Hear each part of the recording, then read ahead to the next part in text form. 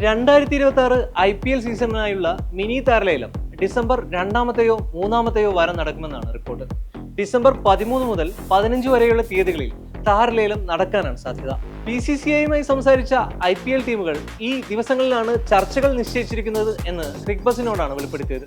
എന്നിരുന്നാലും IPL governing council ഇതുവരെ schedule ഔദ്യോഗികമായി ഉറപ്പിച്ചിട്ടില്ല. കൂടാതെ കഴിഞ്ഞ 2 എഡിഷനുകളേതുപോലെ ഈ വർഷം IPL താരലേലം വിദേശത്ത് നടക്കുന്നതിന് ഒരു സൂചനയുമില്ല. കഴിഞ്ഞ വർഷങ്ങളിൽ ദുബായിലും ജിദ്ദയിലുമായാണ് താരലേലം നടന്നത്. ഇക്കുറി BCCI ഇന്ത്യയിൽ തന്നെ മിനി താരലേലം നടത്താൻ തീരുമാനിച്ചാൽ അതിൽ അതിശയിക്കാനില്ലെന്ന് IPL ഫ്രാഞ്ചൈസി വൃത്തങ്ങൾ സൂചിപ്പിക്കുന്നുണ്ട്. താരങ്ങളുടെ റിട്ടൻഷൻ സമയപരിധി നവംബർ 15 അപ്പോഴേക്കും ഫ്രാഞ്ചൈസികൾ ലേലത്തിനു മുമ്പ് ഒഴിവാക്കാൻ ഉദ്ദേശിക്കുന്ന കളിക്കാരുടെ പേരുകൾ സമർപ്പിക്കേണ്ടതുണ്ട്.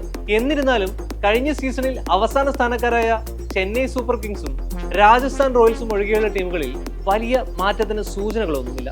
Deepak Hooda, Vijay Shankar, Rahul Tripathi, Sam Curran, Devon Conway എന്നിവരും റിലീസിംഗ് ലിസ്റ്റിൽ ഉണ്ടെന്നാണ് റിപ്പോർട്ട്.